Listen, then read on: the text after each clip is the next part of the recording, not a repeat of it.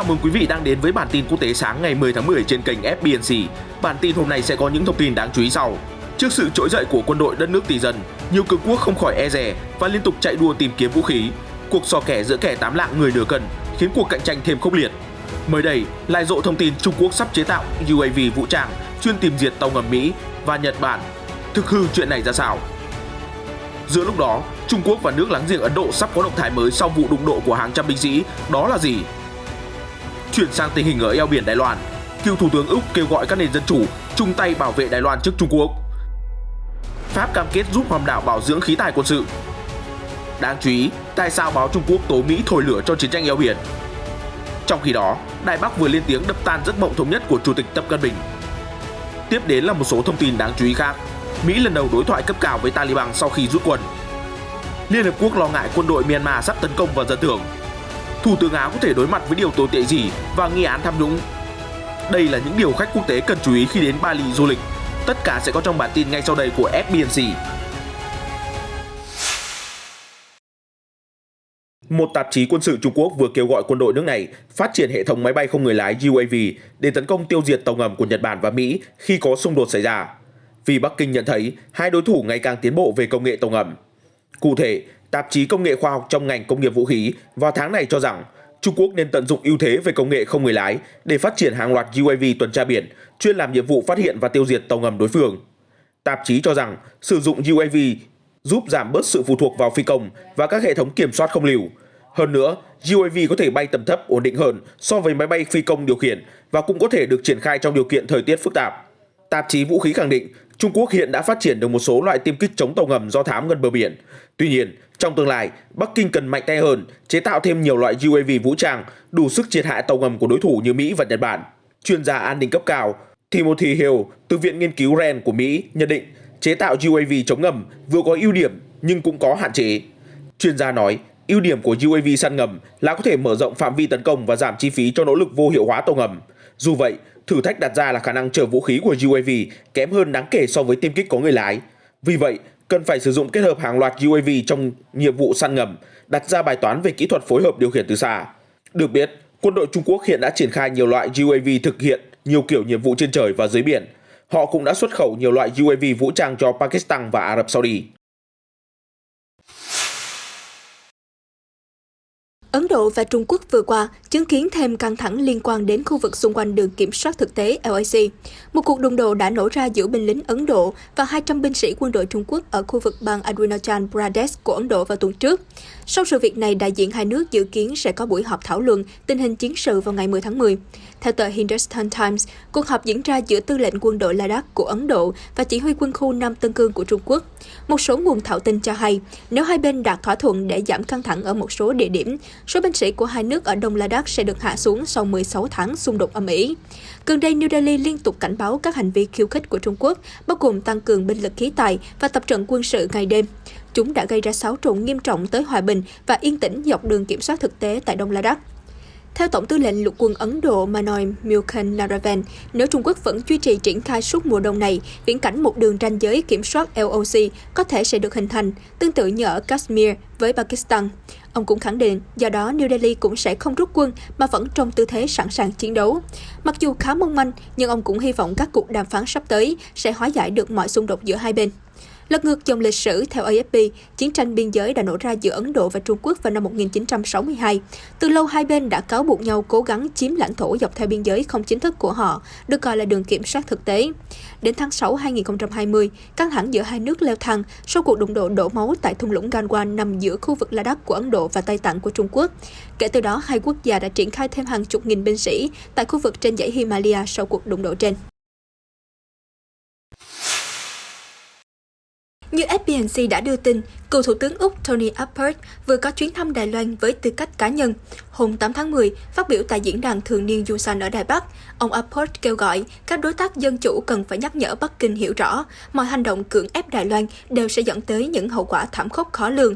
Cựu lãnh đạo Úc cho rằng Trung Quốc đang cảm nhận rằng sức mạnh của họ có lẽ đã chạm đỉnh, với dân số bắt đầu già đi, tốc độ tăng trưởng kinh tế chậm lại, nền tài chính gặp nhiều vấn đề. Rất có thể Bắc Kinh sẽ nóng lòng tấn công chiếm đảo Đài Loan sớm hơn. Vì vậy, ông Apport kêu gọi các nền dân chủ trên toàn cầu, cũng như những người bạn của Đài Loan, cần phải chung tay ngăn chặn điều đó.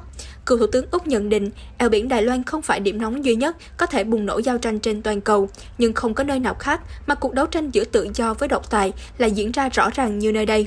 Ông nói thêm, sự hiếu chiến của Trung Quốc hoàn toàn xuất phát từ chính họ. Chính Bắc Kinh đã tạo nên môi trường căng thẳng để hình thành tổ chức đối thoại an ninh bộ tứ gồm Mỹ, Nhật, Ấn, Úc.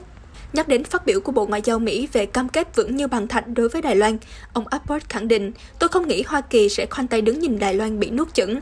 Tôi cũng không nghĩ chính phủ Úc sẽ dửng dưng trước số phận của gần 25 triệu người ở nền dân chủ này. Cựu Thủ tướng Úc nhìn nhận, Washington đã nói họ sẽ hợp tác với Bắc Kinh mỗi khi có thể và cũng không ngại đối đầu nếu tình thế bắt buộc. Ông Apport cho biết, Đài Loan sẽ là bài kiểm tra cam go nhất về đối thoại hay đối đầu giữa hai siêu cường thế giới. Cựu Thủ tướng còn kêu gọi, đối với thế giới dân chủ, chúng ta cần phải ủng hộ Đài Loan, bao gồm hoan nghênh hòn đảo gia nhập vào Hiệp định Đối tác Toàn diện và Tiến bộ Xuyên Thái Bình Dương, CPTPP. Ông Apport còn nói, Trung Quốc không bao giờ nên được tham gia vào khối thương mại tự do này vì những hành vi bắt nạt kinh tế Úc và vì Bắc Kinh là một kẻ săn mồi trên đấu trường thương mại toàn cầu.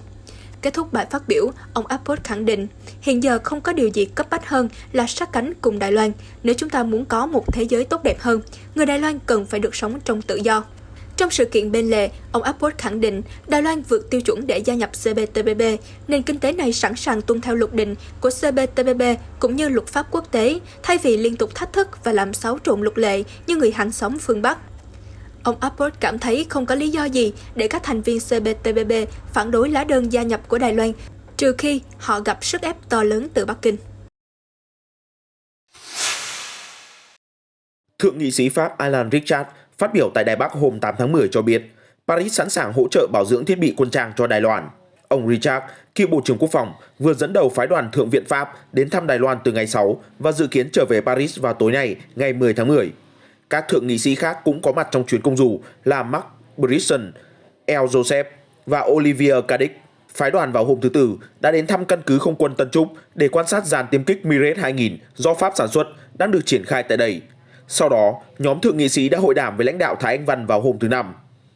Cơ quan phòng vệ Đài Loan vào tháng trước cho biết đã ký hợp đồng dịch vụ hỗ trợ kỹ thuật với hãng sản xuất máy bay Mirage là tập đoàn Dassault Aviation, thương vụ trị giá gần 777 triệu Đài tệ, tương đương hơn 28 triệu đô la, có hiệu lực đến hết ngày 13 tháng 9 năm 2026. Theo đó, công ty Pháp sẽ giúp không quân Đài Loan vận hành hiệu quả các tiêm kích chiến đấu Mirage 2005. Ông Richard cho biết, Pháp cũng đã đề nghị hỗ trợ bảo trì tất cả khí tài không quân và hải quân mà Đài Loan đã mua từ nước này trong 2 năm qua. Tuy nhiên, thượng nghị sĩ không nêu chi tiết. Ông Richard nhận định, mặc dù Trung Quốc luôn nói quân đội của họ giữ gìn ổn định khu vực, trên thực tế, Bắc Kinh đang tăng cường gây hấn xung quanh Đài Loan, khiến chính trường quốc tế náo động và đe dọa an ninh khu vực. Khi được hỏi liệu có e ngại Trung Quốc trả đũa vì chuyến thăm lần này tới Đài Loan, thượng nghị sĩ Richard khẳng định chuyến công du không mâu thuẫn với bất kỳ chính sách ngoại giao nào giữa Paris và Bắc Kinh. Trung Quốc tự nhận mình là một cường quốc hạt nhân và có khả năng đè bẹp Mỹ nếu nước này can dự cuộc chiến sáp nhập Đài Loan, theo Hoàn Cầu Thời báo cho biết. Như lời ấn phẩm của chính quyền Bắc Kinh, việc Washington cử lực lượng đặc nhiệm đến giúp huấn luyện binh sĩ Đài Loan là một vấn đề nghiêm trọng, và dù việc này không phải lần đầu, nhưng nếu Mỹ công khai thông tin, tức là Washington đang cố gắng gửi tín hiệu mạnh mẽ tới Bắc Kinh. Nếu đã như vậy, theo nhà báo Trung Quốc, nước này phải đáp trả hành động khiêu khích trên để Mỹ và Đài Loan biết rằng họ đang đùa với lửa. Hoàn Cầu còn khẳng định bất kỳ hành động thắt chặt quan hệ giữa Washington và Đài Bắc đều chỉ là mồi lửa khiến quyết tâm thống nhất hòn đảo thêm dâng cao. Nó chỉ giúp Trung Quốc có động lực đẩy nhanh quá trình chuẩn bị quân lực và tấn công Đài Loan sớm hơn. Theo Hoàn Cầu Thời báo, Trung Quốc là một cường quốc hạt nhân. Thậm chí một vị tướng Mỹ cũng mô tả khả năng răn đe hạt nhân của Trung Quốc là ngoạn mục. Đây sẽ là lợi thế đủ để lấn át ở eo biển Đài Loan. Nhưng nếu quân đội Mỹ có tham chiến, thì cũng sẽ bị lực lượng quân giải phóng nhân dân đánh tơi tả, chịu tổn thất không kể xiết. Do đó, giải quyết vấn đề Đài Loan thông qua biện pháp quân sự là càng trở nên thực tế hơn bao giờ hết. Trước đó, một quan chức Mỹ ngày 7 tháng 10 cho biết khoảng 20 binh sĩ Mỹ, trong đó gồm một đơn vị thủy quân lục chiến và một đơn vị đặc nhiệm, đã ở Đài Loan trong hơn một năm để huấn luyện lực lượng phòng vệ của hòn đảo. Đây là lần hiếm hoi quan chức Mỹ đề cập đến các chương trình huấn luyện của nước này tại hòn đảo. Về phía Đài Loan, lãnh đạo Thái Anh Văn ngày 8 tháng 10 khẳng định hòn đảo không muốn đối đầu quân sự và hy vọng chung sống hòa bình, ổn định và cùng có lợi với Trung Quốc đại lục. Tuy nhiên, bà Thái khẳng định hòn đảo sẽ làm mọi thứ để bảo vệ quyền tự do và lối sống dân chủ. Mỹ nhấn mạnh lần nữa rằng chính sách một Trung Quốc của Washington là dựa trên đạo luật quan hệ Đài Loan, và đó cũng là ý của Tổng thống Joe Biden khi đề cập đến thỏa thuận Đài Loan tuần qua. Như FBNC thông tin, ông Biden vào hôm ngày 5 tháng 10 lần đầu tiên đề cập đến các cuộc xuất kích của máy bay Trung Quốc ám sát Đài Loan. Tổng thống khẳng định ông đã nói chuyện với Chủ tịch Trung Quốc Tập Cận Bình và cùng thống nhất sẽ tuân thủ thỏa thuận về Đài Loan. Theo người phát ngôn Bộ Ngoại giao Hoa Kỳ Ned Price, thỏa thuận Đài Loan chính là đạo luật quan hệ Đài Loan, tờ Taipei Times đưa tin ngày 9 tháng 10. Đạo luật quan hệ Đài Loan được Quốc hội Mỹ thông qua vào năm 1979, nhằm duy trì các mối quan hệ giữa Mỹ và Đài Loan sau khi Mỹ chuyển công nhận ngoại giao từ Đài Bắc sang Bắc Kinh. Đạo luật cũng yêu cầu Mỹ cung cấp vũ khí mang tính phòng thủ cho Đài Loan, nhưng không nói rõ Mỹ sẽ chiến đấu để bảo vệ Đài Loan. Mặt khác, theo Bộ Ngoại giao Trung Quốc, trong cuộc điện đàm giữa hai nhà lãnh đạo hồi tháng 9 vừa qua, ông Biden nhấn mạnh là nước Mỹ không có ý định thay đổi nguyên tắc một Trung Quốc. Phát ngôn viên Triệu Lập Kiên còn yêu cầu Mỹ cắt đứt quan hệ ngoại giao và hủy bỏ hiệp ước phòng thủ chung với Đài Loan. Các tuyên bố đanh thép được đưa ra khi gần đây Trung Quốc bất ngờ tăng cường các chuyến bay uy hiếp hòn đảo. Hàng trăm máy bay quân sự đã áp sát Đài Loan chỉ vỏn vẹn 4 ngày đầu tháng 10. Mới đây, ngày 9 tháng 10, phát biểu tại Đại lễ Đường Nhân dân ở thủ đô Bắc Kinh, Chủ tịch Tập Cận Bình một lần nữa nhấn mạnh sẽ thống nhất Đài Loan về đất mẹ. Những ai đã quên đi di sản của họ, phản bội quê hương và tìm cách chia cắt đất nước sẽ không có kết quả tốt, Chủ tịch Tập Cận Bình cảnh báo. Sau lời thề của Chủ tịch Tập Cận Bình sẽ thống nhất Đài Loan, chính quyền Đài Bắc đã lên tiếng phản ứng. Ông Xavier Chang, phát ngôn viên văn phòng lãnh đạo Đài Loan cho biết, Đài Loan là một quốc gia có chủ quyền và độc lập, không phải là một phần của Cộng hòa Nhân dân Trung Hoa. Ông còn nhấn mạnh tương lai của Đài Loan là nằm trong tay 23 triệu dân ở hòn đảo, chứ không thể phụ thuộc vào ai, hãng CNA ngày 9 tháng 10 cho hay. Vị quan chức ở Đài Bắc cũng cảnh báo Bắc Kinh rằng duy trì hòa bình và ổn định ở eo biển Đài Loan và Ấn Độ Dương-Thái Bình Dương là nhiệm vụ chung của tất cả nước láng giềng trong khu vực. Điều mà Đài Loan mong muốn là hợp tác với các quốc gia cùng chí hướng để thúc đẩy hòa bình, thịnh vượng và phát triển, bên cạnh việc truyền bá các giá trị của tiến bộ và lòng nhân ái. Ông Xavier Chang nhấn mạnh. Tại cuộc họp của Viện Lập pháp Đài Loan hôm 6 tháng 10, ông Khâu Quốc Chính, lãnh đạo cơ quan phòng vệ Đài Loan, mô tả căng thẳng quân sự trên eo biển đang ở mức cao kỷ lục trong 4 thập kỷ qua. Ông còn cảnh báo Trung Quốc có thể đủ năng lực tiến hành tấn công toàn diện nhằm vào Đài Loan vào năm 2025. Trước tình hình này, Đài Loan đang bắt đầu xem xét thêm khoản ngân sách phòng vệ đặc biệt trị giá 9 tỷ đô la Mỹ để tự phát triển vũ khí khí tài trong 5 năm tới. Trong đó phải kể đến tên lửa hành trình và tàu khu trục, một động thái nhằm đối phó với sức ép gia tăng từ bên kia eo biển. Theo Defense News ngày 7 tháng 10 cho hay, ngoài việc tự phát triển tàu ngầm và thử nghiệm các loại tên lửa tầm xa mới, Đài Loan mới đây còn đưa vào sử dụng một loại tàu chiến sử dụng công nghệ tàng hình, được gọi là sát thủ tàu sân bay vì được trang bị tên lửa hiện đại. Theo ông Quang Sinh Lân, một lãnh đạo cấp cao của cơ quan phòng vệ Đài Loan, dù Đài Loan có thể tự phát triển các loại vũ khí, khí tài, nhưng Hoa Kỳ có thể vẫn sẽ là nhà cung cấp linh kiện và công nghệ chính cho hòn đảo trong tương lai. Trong cuộc điện đàm mới đây, Trung Quốc yêu cầu Mỹ dỡ bỏ thuế quan và các lệnh trừng phạt hai nước áp đặt vào nhau. Theo Asia Nikkei ngày 9 tháng 10 đưa tin, cuộc điện đàm diễn ra giữa Phó Thủ tướng Trung Quốc Lưu Hạc và đại diện thương mại Mỹ Catherine Tai. Cuộc gọi thứ hai này được coi là phép thử cho việc liệu cơ chế tương tác hiện nay có giúp đảm bảo kết quả mà Mỹ tìm kiếm hay không, và Washington hy vọng rằng Trung Quốc sẽ phản ứng tích cực. Trước đó, bà Catherine Tai cũng thông báo sẽ tìm kiếm cuộc đối thoại thẳng thắn với Trung Quốc và yêu cầu nước này thực thi các cam kết trong thỏa thuận thương mại giai đoạn 1. Theo tuyên bố của Văn phòng đại diện Thương mại Mỹ, trong cuộc điện đàm vừa qua, quan chức hai nước đã đánh giá việc thực thi thỏa thuận kinh tế và thương mại Mỹ-Trung, đồng thời hai bên cũng nhất trí sẽ tiếp tục tham vấn về các vấn đề còn tồn tại. Một quan chức cấp cao của văn phòng trên còn đưa ra tuyên bố, chúng tôi nhận ra rằng Trung Quốc ngày càng cho thấy họ không muốn giải quyết các mối quan tâm về cấu trúc của Mỹ, do đó Washington sẽ tiếp tục xây dựng khả năng phục hồi và khả năng cạnh tranh, hạn chế tác động các hoạt động có hại của Bắc Kinh. Được biết, thỏa thuận giai đoạn 1 đã giúp hạ nhiệt phần nào thương chiến dai dẳng giữa hai nền kinh tế hàng đầu thế giới. Có hiệu lực vào đầu năm 2020, văn kiện này yêu cầu Trung Quốc mua thêm ít nhất 200 tỷ đô la hàng hóa và dịch vụ của Mỹ trong vòng 2 năm. Tuy nhiên, theo dữ liệu xuất khẩu từ Viện Kinh tế Quốc tế Peterson, Trung Quốc mới chỉ đạt được 62% mục tiêu đó, trong khi thỏa thuận này sẽ hết hạn vào cuối năm nay. Các đại diện từ chính phủ tạm thời của Taliban đã rời khỏi Kabul hôm 8 tháng 10, lên đường tới thủ đô Doha của Qatar để gặp đại diện Mỹ. Quan chức từ nhiều nước khác cũng sẽ họp mặt ở Doha. để thảo luận về tình hình chính trị Afghanistan. Phát ngôn viên Taliban Zabihullah Mujahid cho biết phái đoàn của họ do quyền Ngoại trưởng Amir Khan Muttaqi dẫn đầu. Theo truyền thông, phía Mỹ cử đại diện tham gia đối thoại là các quan chức từ Cục Tình báo Trung ương CIA, Bộ Ngoại giao và Cơ quan Phát triển Quốc tế Hoa Kỳ. Đây sẽ là cuộc gặp cấp cao đầu tiên giữa Mỹ và Taliban kể từ khi Washington rút khỏi Kabul vào cuối tháng 8. Một phát ngôn viên Bộ Ngoại giao Mỹ cho biết cuộc gặp sẽ thảo luận các vấn đề liên quan đến lợi ích quốc gia Hoa Kỳ, bao gồm một hành lang an toàn để đưa công dân Mỹ và các nhân viên Afghanistan từng làm việc cho Mỹ rời khỏi Kabul. Mặt khác, Washington cũng sẽ đánh giá cam kết của Taliban về không dung dưỡng chủ nghĩa cực đoan trên lãnh thổ Afghanistan, gây đe dọa cho an ninh của Mỹ, đồng minh và toàn thế giới nói chung. Văn phòng về nhân quyền của Liên Hợp Quốc bày tỏ quan ngại sâu sắc hôm thứ Sáu ngày 8 tháng 10 về tình hình quân đội Myanmar triển khai vũ khí hạng nặng và binh sĩ tại nhiều khu vực của đất nước, nơi Internet cũng đã bị ngừng hoạt động. Ravina Shamdasani, phát ngôn viên nhân quyền của Liên Hợp Quốc nói rằng họ đã nhận thấy việc quân đội gia tăng các cuộc tấn công trong tháng qua ở bang Chin và các khu vực khác, kèm theo đó là các vụ giết chóc và đốt nhà. Dường như đó là một nỗ lực nhằm truy tìm những người kháng chiến có vũ trang, theo Reuters dẫn lời bà Ravina cho hay. Khi quốc gia Đông Nam Á chìm vào vòng xoáy của bạo lực, Liên Hiệp Quốc đã tỏ ra vô cùng lo lắng rằng một cuộc tấn công sắp xảy ra nhắm vào dân thường, đặc biệt ở các thị trấn ở Chin, Sagaing và Makwe. Qua quá trình theo dõi, tổ chức phát hiện 2 chỉ huy quân đội cấp cao đã được điều động tới khu vực này. Được biết, Myanmar rơi vào hỗn loạn kể từ sau cuộc đảo chính hồi tháng 2 với các cuộc đình công, biểu tình và đụng độ liên tục diễn ra. Một nhóm giám sát địa phương cáo buộc lực lượng an ninh đã giết hơn 1.120 người và bắt gần 7.000 người, nhưng quân đội cho biết số người biểu tình thiệt mạng thấp hơn nhiều, đồng thời khẳng định nhiều binh sĩ và cảnh sát cũng thiệt mạng. Tổng thống Áo Alexander Van der Bellen, người có quyền cách chức thủ tướng hoặc toàn bộ nội các và giám sát quá trình chuyển tiếp, đã phát biểu trước toàn Quốc hội vào cuối thứ Sáu ngày 8 tháng 10. Ông trấn an người dân rằng đất nước vẫn ổn định, tình huống tệ nhất là khủng hoảng trong bộ máy chính phủ, chứ nhất định không có khủng hoảng trong nhà nước. Liên minh cầm quyền chính phủ Áo đang trên bờ vực sụp đổ sau khi Đảng Xanh tỏ dấu hiệu ủng hộ các đảng khác loại bỏ thủ tướng trẻ nhất lịch sử đất nước, ông Sebastian Kurz, người đang bị điều tra với hàng loạt cáo buộc tham nhũng. Trước đó hôm 6 tháng 10, công tố viên cho biết đã mở cuộc điều tra hình sự đối với thủ tướng Kurz và 9 người khác vì nghi ngờ sử dụng ngân quỹ để chi trả cho các cuộc thăm dò dư luận và bài báo có lợi cho mình. Ông Kurz tuyên bố không làm gì sai và sẽ tiếp tục củng cố liên minh với Đảng Xanh.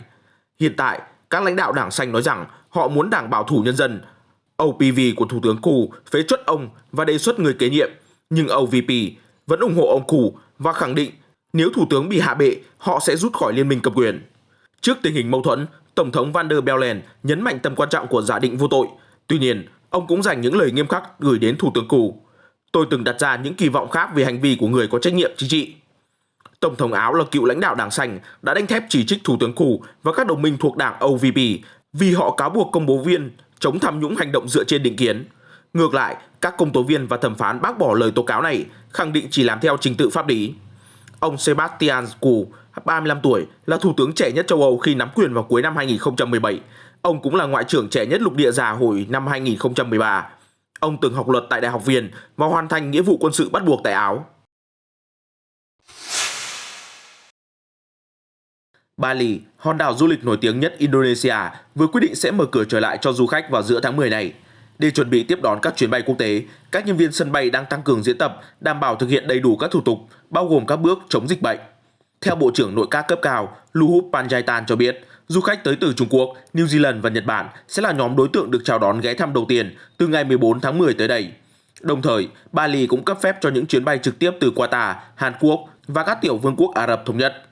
Các du khách cần xuất trình bằng chứng tiêm vaccine và kết quả xét nghiệm âm tính với COVID-19 trước khi đến.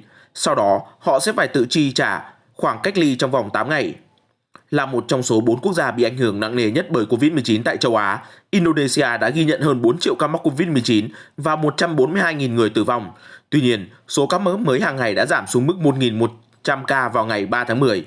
Theo Reuters, người dân Bali rất hào hứng với việc mở cửa vì du lịch là nguồn thu nhập chính của cư dân hòn đảo nơi đây.